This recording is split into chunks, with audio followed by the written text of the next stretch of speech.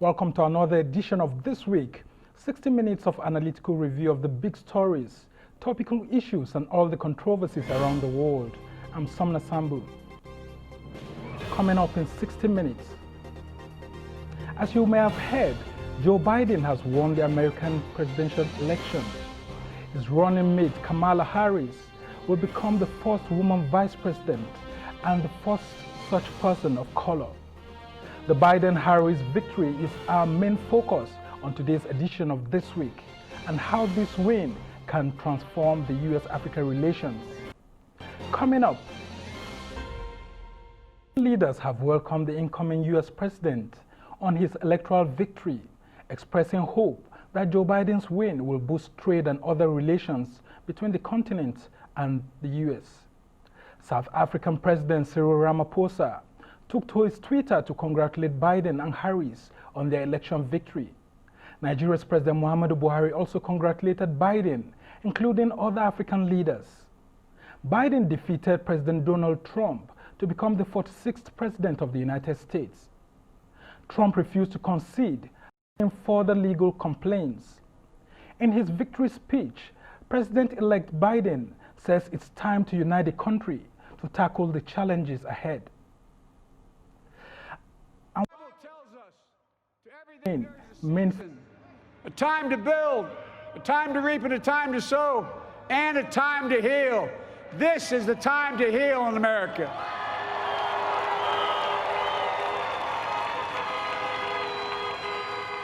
Now this campaign is over. What is the will of the people? What is our mandate? I believe it's this. Americans have called upon us to marshal the forces of decency, the forces of fairness, to marshal the forces of science and the forces of hope in the great battles of our time. The battle to control the virus, the battle to build prosperity, the battle to secure your family's health care, the battle to achieve racial justice and root out systemic racism in this country. And the battle to save our planet by getting climate under control. The battle to restore decency, defend democracy, and give everybody in this country a fair shot. That's all they're asking for, a fair shot. For American educators, this is a great day for y'all. You're going to have one of your own in the White House. And Jill's going to make a great First Lady. I'm so proud of her.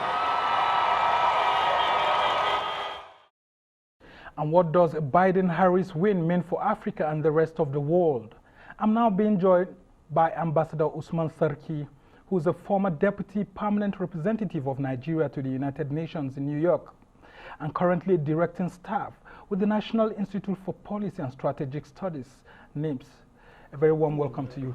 Thank you, Mr. Sambo. Thank you for having me on your program. Very well. Let's just go first to what you think about all of this, you know, announcement of Joe Biden as president-elect. And I would want to quickly know what feelers you're getting from the diplomatic circles, especially your former friends at New York, and of course within the African diplomatic circles on Trump's loss and of course Biden's emergence. Well, thank you very much. The earlier suspense surrounding the announcement of the result, the first few days, were quite exhilarating in terms of never knowing what to expect. And a lot of diplomats that we spoke to or we spoke with, you know, around the world were actually taken aback by the level of support that Trump seemed to have had within the general elections, in the larger, you know, casting of the ballot. It was, I think, you know, it was believed that, you know, from the first outing immediately, especially the early voting, he will be really, you know, at the distance, you know, behind the challenger, but it didn't turn out to be so. So there was a great surprise and consternation even in terms of the performance of President Trump. The feeling was that Americans actually had polarized the country. He would be repudiated, and the voting will be a referendum on him, actually, you know, to get him out of office. But the first few days, it didn't turn out to be so. So there was a great recalibration of considerations and thinking around the world on really how do we now live with another 4 years of Donald Trump? And that was the very terrible feeling that was sinking, into people. But eventually, with the outcome of the elections, particularly in some key states, Arizona, Georgia, Pennsylvania, Nevada, and so forth, the fortunes of the Democratic candidate changed for the better. And that gave some perspective to the elections and some hope to the outcome that the status quo will not remain in America, but it will change, and the change will be positive for the better. And that hope subsisted until last night, when the final electoral college votes came in to give the lead to Senator Joe Biden, or Vice President Biden. And here we are today discussing the victory of Joe Biden. Now, in terms of expectations, because of the preponderant power and wealth and influence of America, no country in the entire world will consider America a dispensable entity in its fortunes, in its life. America, whether for good or for better or for worse, plays directly or indirectly some role in the development of any country. Yeah, and I mean, that relates also to Africa and how America has helped African countries to build their democratic institutions, especially in the pursuit for good governance. But now, a lot of us are wondering why African countries never issued, some statements, against Donald Trump when he falsely claimed the electoral victory on election night. If it were Africa, especially some African countries, you would have seen the U.S. through the embassies of the U.S. breathing down the necks of some of these African rulers and presidents and all of that on what they should do and how they should not tamper with the polls and all of that. Why didn't we see this happening? Is it because we don't have stronger countries that can withstand and ask U.S. to obey democratic practices? Well, and I'm just curious. I mean, well, perhaps you want us to feel good by doing something like that, but it will not be efficacious. It will not be of any effect. But in truth, really, it's not an African way to really be presumptuous, to interfere in other people's. It's part of our African, setup not to interfere in other people's, business. So, and also the United States is not a country where you can just easily, presume to tell them what to do. If President Mugabe were around, maybe he may do something like that. He's always doing that, exactly, just to shock the system. Exactly, yes. But we are always very measured, particularly in the global diplomatic scene, not to seem to commit ourselves, not to go to extremes. So we don't behave like they do. But they also do this behavior because they come from a certain position, from a consideration that we do things wrong always, which is a condescending behavior, is presumptive, and is not always healthy. And we even saw that coming out from the U.S. Embassy in Uganda. We've seen the same thing in Tanzania, and then, of course, in Ivory Coast, where there's a lot of And even the U.S. issues. Trade Office, in relation to Okonjo-Iweala's earlier, selection as the next Director General of the WTO, they issued a statement saying that that is not something conclusive and so forth. But in terms of us Africans, I think the important thing is for us always to be measured, to be not too forward in this kind of relationship, and always to leave some opening for any eventuality so that you can know how to maneuver your way in or out of a situation. And I think that informs why we do not become so radically active in terms of dealing with big powers, whether it's China to criticize them, or Russia, or the European Union, or US. We want to really maintain a level head in dealing with these big powers. You have been at the UN, and in one way or the other, you must have seen or interacted with President-elect Joe Biden, yes, who is enjoying the moment at the time right now.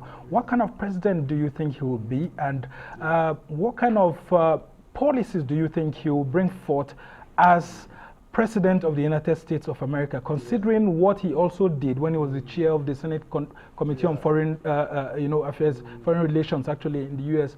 during the time of the apartheid, and you could see and feel its effect in South Africa then, and then in Southern Africa generally. What kind of president do you think Joe Biden would be? Well, Joe Biden will be a unifier. America today is terribly divided, polarized, along ethnic and religious and also racial lines, class divisions, and so forth, and also generational division. So there is a lot of disillusionment in America between 2016 and 2020. So he will first of all seek to heal the wounds, unify the country, and give some sort of a moral substance to the country, to rebuild its soul, as he said during the campaign. And secondly, I think he would like to project an image of conciliation and to gather everybody around a common cause. So he is a gentleman, a very perfect gentleman, somebody, a man of the establishment. Don't forget, he spent nearly 40 years. Against, actually. Well, he doesn't like establishment. He presented himself as a maverick, out to fight with the establishment, beginning with the conservative, the Republican Party, and then the whole country. But President Biden is a man of the establishment. 40 years in the Senate is not a small thing by any measure. And 20 of those years, I think, as chair of the Senate Foreign Relations Committee. Yeah. So he has a vast experience in the political and diplomatic arena. And 8 years as vice president gives him a texture, a feel of what power means to exercise it, even though behind the scene in the White House. Talk to us about what world leaders should be talking to Donald Trump at this time about, considering that he's insisting that he will go to court and all of that. Should he take a cue from former President Goodluck Jonathan, because we heard that his daughter and her husband seem to be walking on the ground to see how he could actually concede. I think a good dose of African wisdom can help him out. So former president, Goodluck Jonathan has given him a bit of that. Let him chew on that and then see whether he can sober down and approach this issue more calmly and temperately. So rushing to the courts may be his prerogative as a citizen of the United States that operates democracy. But at the same time, the court will not rest only on the evidence of what he said. The court will look at things from all sides, weigh issues on the balance of equity and also probability, and the evidence before the members of the court. On that basis to make the decision. All right, just hold your thoughts. We'll have to go on a break right now. You're watching This Week. Plenty more still ahead. Stay with us. Welcome back to This Week, where we have the best of analysis and conversations. I'm Sumner Sambo. American allies have been celebrating Joe Biden's victory at the polls and hoping that the U.S. will return to global cooperation. Relations between the U.S. and some African countries have not been at their best under incumbent Donald Trump, with experts hoping the new administration might bring in hope. Experts say Trump ignored Africa for much of his rule without visiting it and occasionally blasting its leaders. They hope Biden could adopt policies that will restore cooperative links that prevailed under the Obama administration with the continent and the rest of the world. And I still have with me in the studio Ambassador Usman Sarki, a former Deputy Permanent Representative of Nigeria to the United Nations in New York, and currently a directing staff of the National Institute for Policy and Strategic Studies, NIPS. Let's go straight to this issue of why Trump never visited Africa. And you could actually see it in him that it looked like he had some contempt for the continent, considering that remark that he made about the continent, and I mean it drew a lot of condemnation across the world. Well, he managed to send his wife and daughter to junket around Africa. I think maybe for just the photo opportunity or not something substantive. Nothing came out of it. But his consideration of Africa largely rests within the geopolitical equation and strategic considerations of the administration at that time. I remember those who were really pushing the policy, guiding the policy in those days were Pompeo and National Security Advisor John Bolton and others. These people did not have much regard or consideration for Africa. So at the top, all of them, their minds and temperaments converged to concentrate on key areas, and they decided that Africa was not actually within their horizon immediately. Yeah, especially Steve Bannon, where his former advisor, and other things, yes.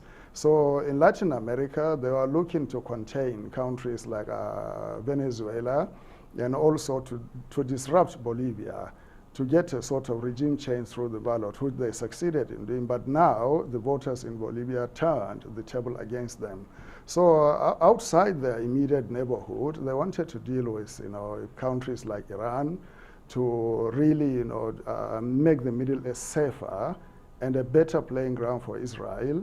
And then on the larger global plane, to deal with China. So that was their major preoccupation. In Africa, outside the immediate consideration of the long-established relationship with a country like Egypt, they didn't have much concern, and they didn't feel that Africa was really a first-rate, region whereby they could expend their energies and minds. And remember, Trump approaches things on a transactional basis, like a deal.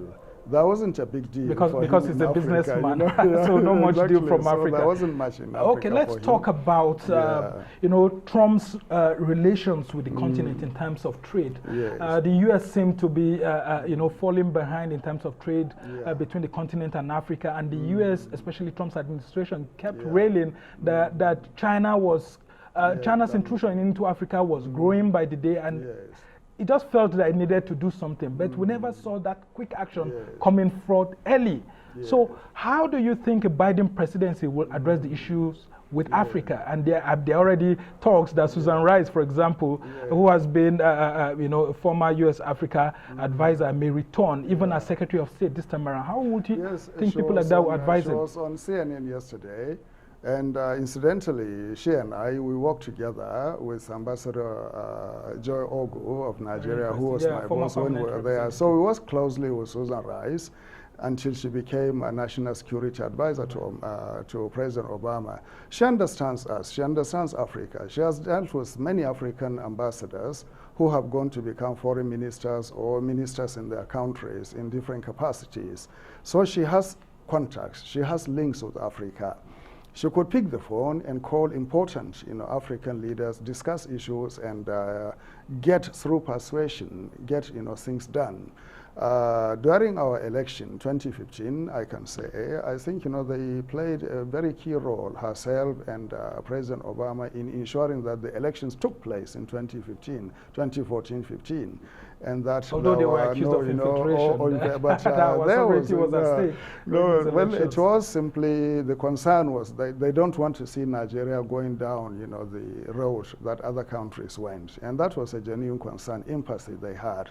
So Biden, as a president, will focus on Africa in terms of some key outlines he has already outlined in an article he wrote in Foreign Affairs magazine. I think March. Yeah, around March. Around that time. Yes, why America, matters. And yes. So I think first of all he will say that consolidating democracy in Africa is important to America's foreign policy and also to its global of the values that it will seek to project. Secondly, he would like to bring Africa back to the fold of the Nuclear Security Summit that he and President Obama started, to which our own president, Muhammadu Buhari, attended in 2016. I was in New York when he went there. So those security constructs, architecture globally, he would like to revive them and then anchor them on democracy. And then he would now like to see the participation of Africa with America and her allies to revive, reinvigorate the global multilateral system.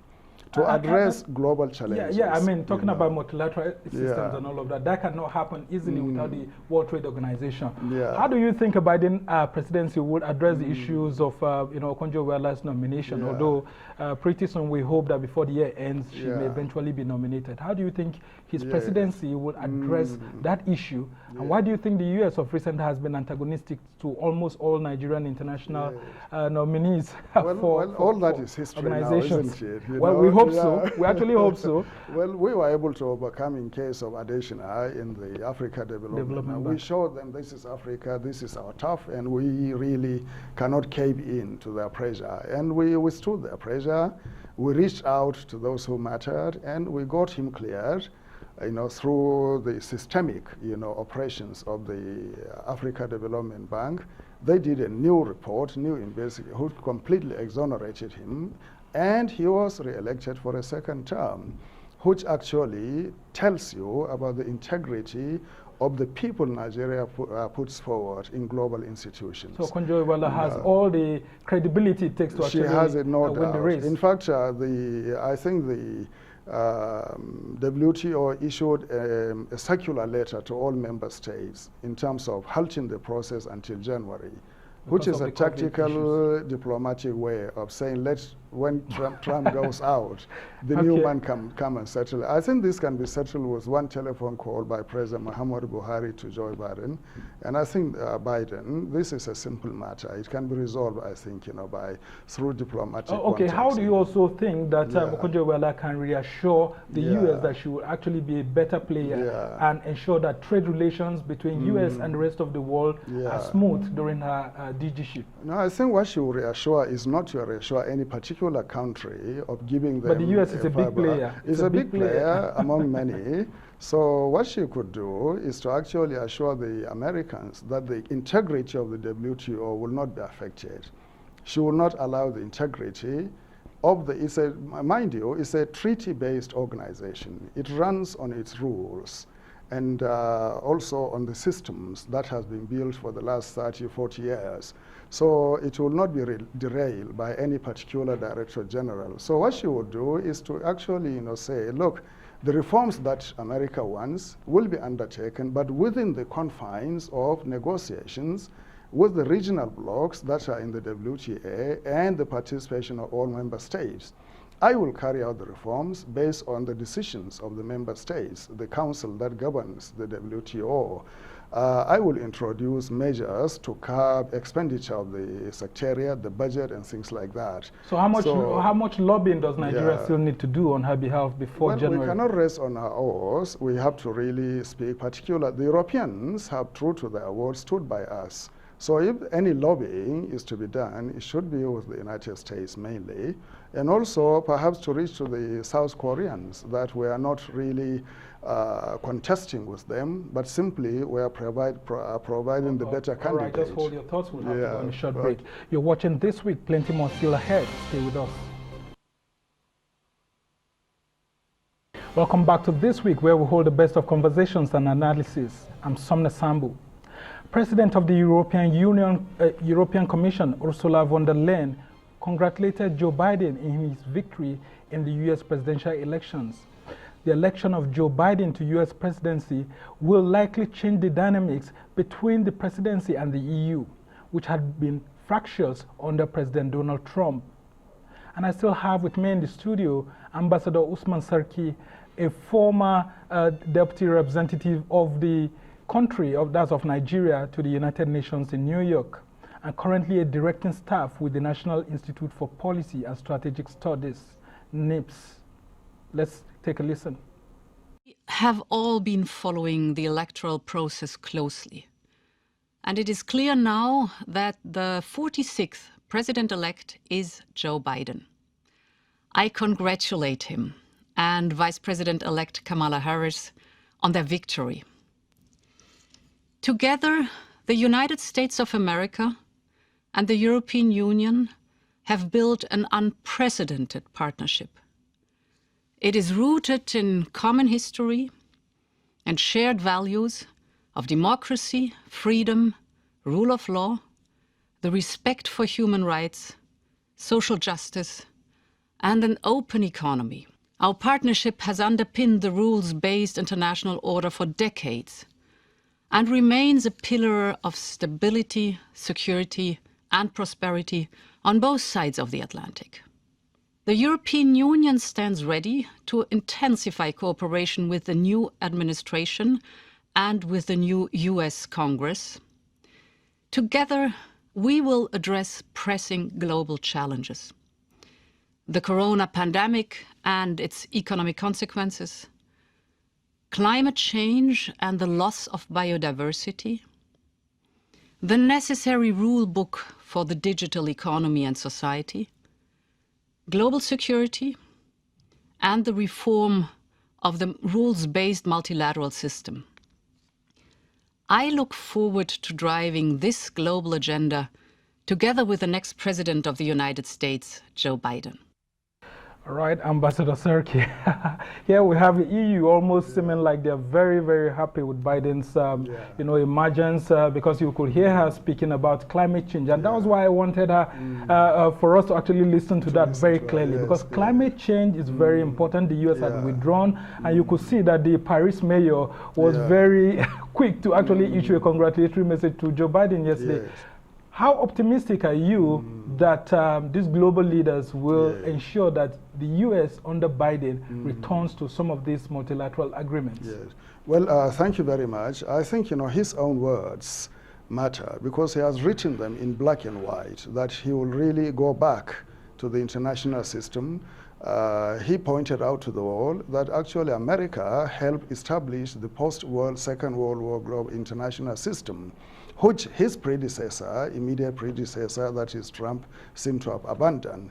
So he's calling for return to those structures, respecting those normative processes that have been established for so long, and also work collectively with allies and friends, particularly democratic countries, in order to address global challenges, mitigate them, and contain fallouts, which the last 4 years we saw America, really backtracking on those. That's why you could say, things. UNESCO, ICC, and all of that, WHO. Exactly. With the importance of this organization, a lot of countries were taken aback that the US was withdrawing. So, yes, and that is why the Europeans were really perplexed and at one point dismayed. But it's not something you can tell the Americans that, look, we are tired of you, get out of the way. They had to diplomatically find a way to contain the damage. Trump was like a hurricane. So when a hurricane comes, what you do is to board up your windows and other things and hope for the winds, the devastating impact to pass.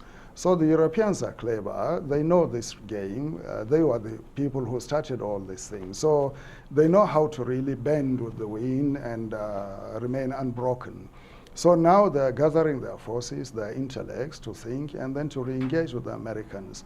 America on its own, despite its power and wealth and preponderant military power, cannot do things globally without a European support. So the Europeans are a bulwark, a buttress to American power in the world. And that is why America, Biden, understands the nuances of power.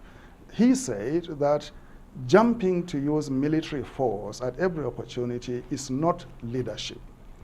Leadership requires building alliances, strengthening confidence, and guaranteeing assurances that things will not go awry or amiss. Use of force is a last resort. So the Europeans will always come by America to assist in reconstructing the world as they did after the Second World War. So climate change, like you said, is something, a global challenge of significant consequence and import for Africa. And it is better right now if Nigeria could develop strategies to engage not only with the Biden administration, but with the EU. And not in only terms that, of mitigation. Yeah, we have the issue of the ICC, International Criminal Court, which is headed by a Nigerian gentleman, a very renowned jurist. That's the prosecutor is it's also and then you could actually see these jurists and a lot of international organizations actually feeling or being taken aback that the U.S. seems to be, you know, hijacking the process, telling people not to probe what their, you know, forces do in other parts of the world and all of that. In all of this, how do you think that Donald Trump can be reassured that there was no global conspiracy against his administration? Because he is thinking that global superpowers had joined the Democrats to ensure that he's taken off power, and that's why he's fighting back. Well, actually, he came with that notion, that preconceived idea to power, this idea of conspiracy. And that was what kept the momentum of his administration going up to the last moment.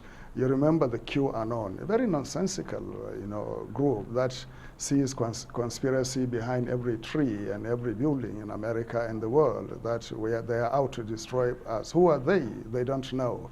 So the approach of the US to ICC was simply the agenda of the radical right in America, espoused by people like Bolton and Pompeo, that America is too big to be tried by a collection of small countries in the ICC. Our military cannot be held to account by outsiders. The US military stands on its own. Nobody will question its prerogative or to try it.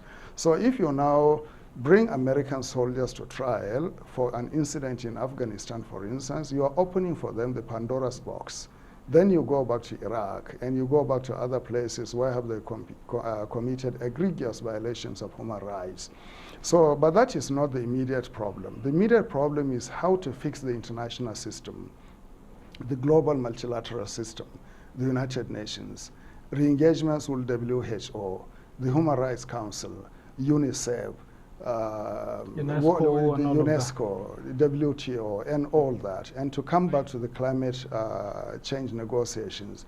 And for the EU, really, they are concerned about the European brokered Iran nuclear deal, the joint program of action, that they want America to come back, respect that outcome, and if renegotiation can take place, it should be done diplomatically within the confines of collective agreement between Iran, Russia, EU, and the United States, but not for the EU like Trump did to tear up everything and demand and insist that they must go the way of America. Now, during elections like this, I know diplomats like you are not supposed to talk. You're supposed to just watch and see. Watch and report. Well, watch and report.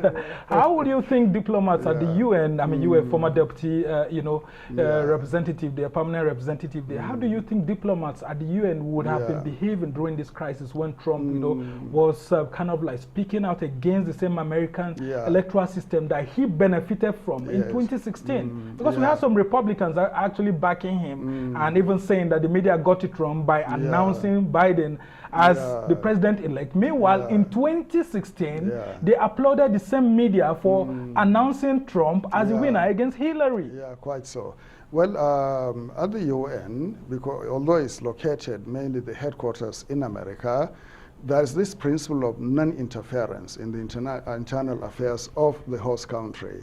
And there is what is called the host agreement, headquarters agreement between the UN and the, so even if you are an American citizen, but you are employed by the UN, you do not overly or overtly engage yourself in the politicking of the country. So everything is done under wraps in terms of reporting, in terms of criticism or interaction to bring about some changes in the policy of the country. Just to watch and report. You know, just watch and report, like I said, But there was consternation in the UN, particularly with the threat to cut back on the budget, you know, of the United Nations, on the funding for WHO and others. Yeah, and especially peacekeeping forces globally and all of that. Where we are the main beneficiaries of that. So America, and for instance, you know, cut its aid, foreign aid, through the USAID by about 56%. And then it cut its aid generally to Africa by about 20%. And it threatened to cut its funding of UN programs, particularly the food program, the UNRWA program to Palestinians. Virtually it was stopped. The program to Yemen and other places. So the UN was at one point stretched beyond its limit.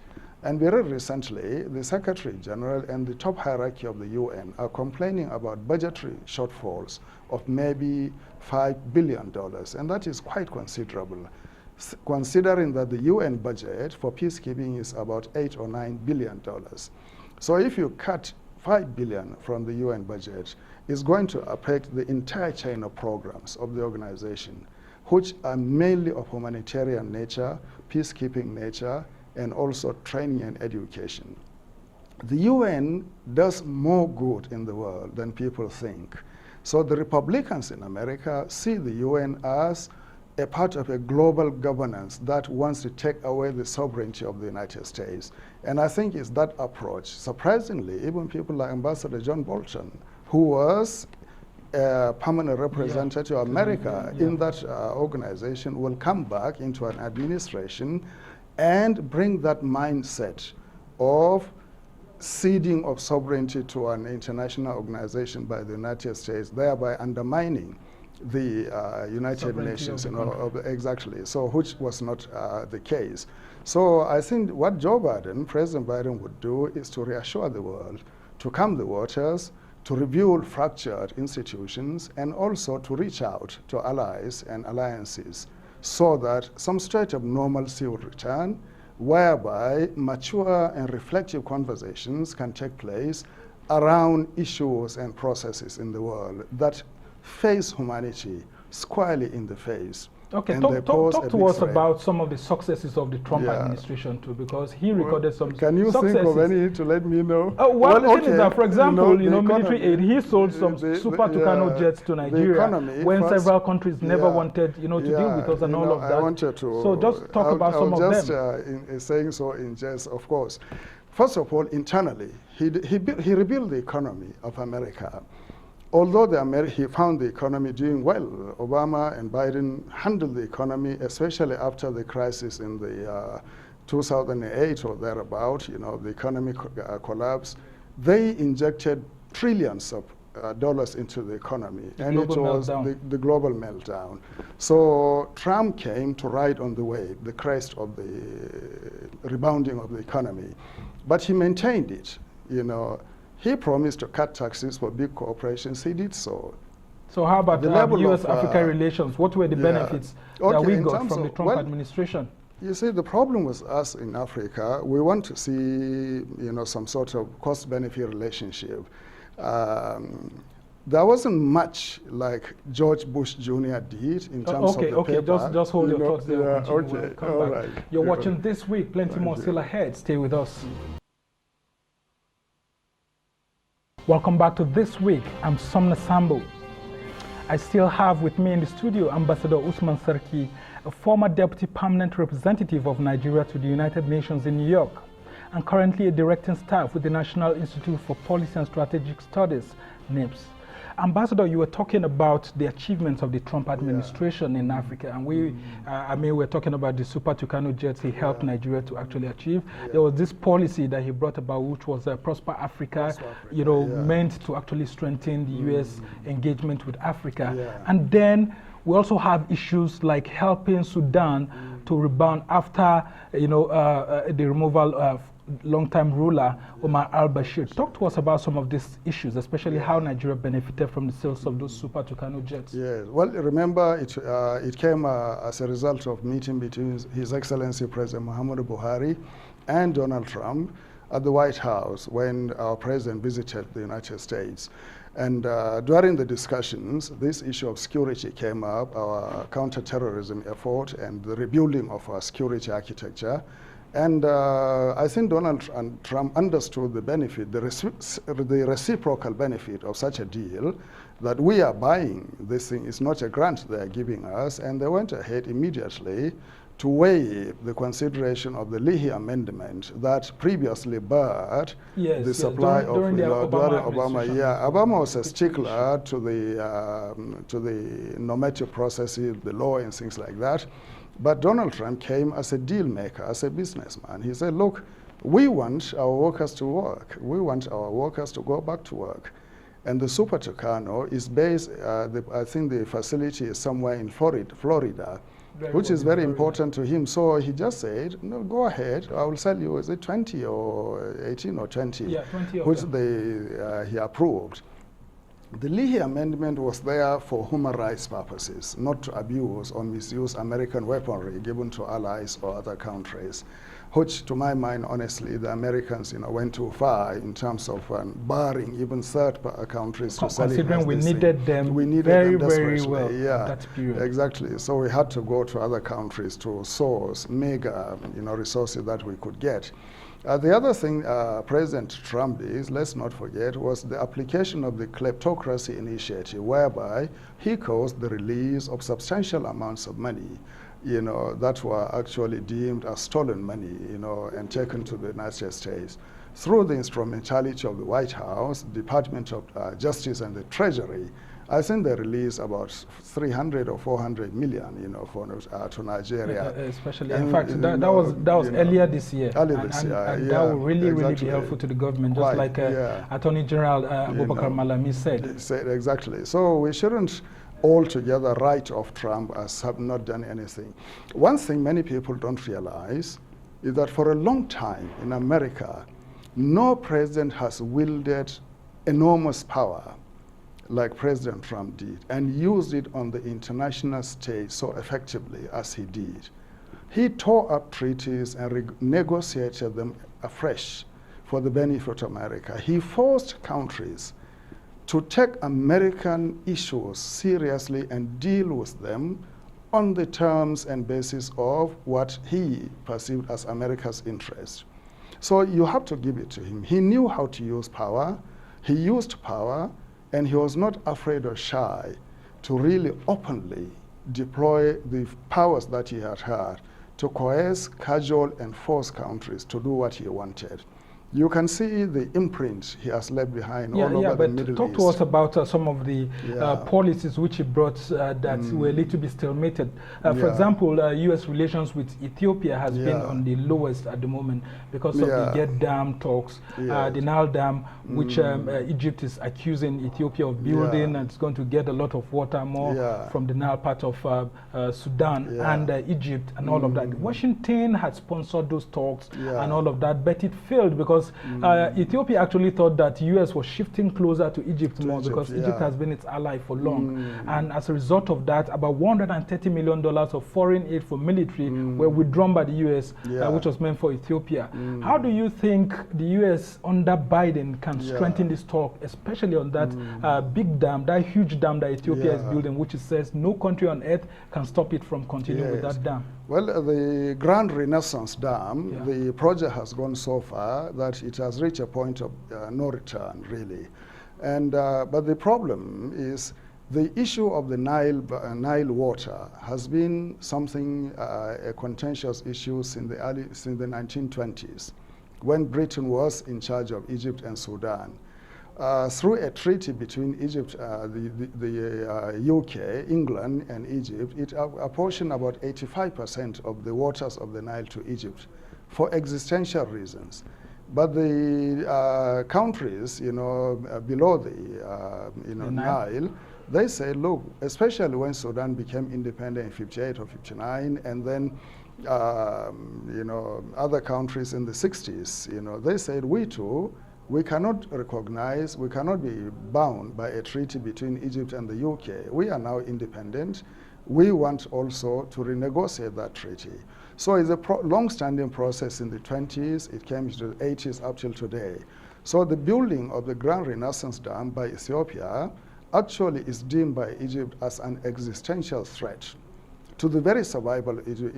It doesn't rain much in Egypt. They don't have any other source of water. The Nile is usually seen as the source of life in Egypt. Exactly. So if you block it, you are actually, touching the lives of every Egyptian. So how do you think a Biden presidency can address this rift between Ethiopia and Sudan? President Biden and Egypt too. Will need to really deploy a lot of skill, and patience in dealing with African countries, particularly Ethiopia and Sudan and Egypt and the others. So it's a very complex issue, but it's not insurmountable in terms of the aggregate benefits that could accrue to the different parties if the negotiation is conducted skillfully. And perhaps the African Union, too, can assist the United States in terms of giving the base for a political settlement of this issue. President Trump wouldn't mind to see a military solution, perhaps taken by Egypt to bomb as they have threatened to do apparently at one point. But negotiation is the best way to go out of that.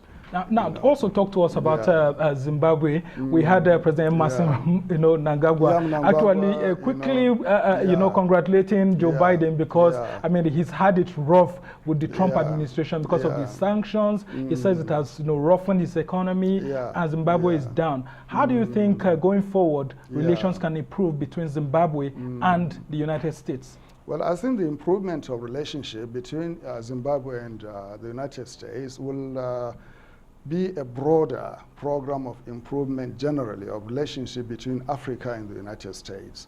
African countries, South Africa and neighboring the SADC countries will carry Zimbabwe's interests along in terms of negotiating with Washington in terms of a new approach to the region. The African Union itself will do its bit. But the internal reforms President Mnangagwa has brought in terms of giving land back to the white farmers is a very good start. Yeah, I mean, we thought that could actually appeal to the U.S. and all of that. Well, at that time, but the U.S. was it looks like that hasn't happened so much. The U.S. was not much interested in Zimbabwe, apart from really maintaining sanctions. Just like the British, unlike what the British are doing there. But President Biden is somebody who can listen and also see things on the basis of their merit. And I think he will be persuaded that enough is enough. Zimbabwe has suffered too much, and that there is the need for a new approach. And I think that will be done.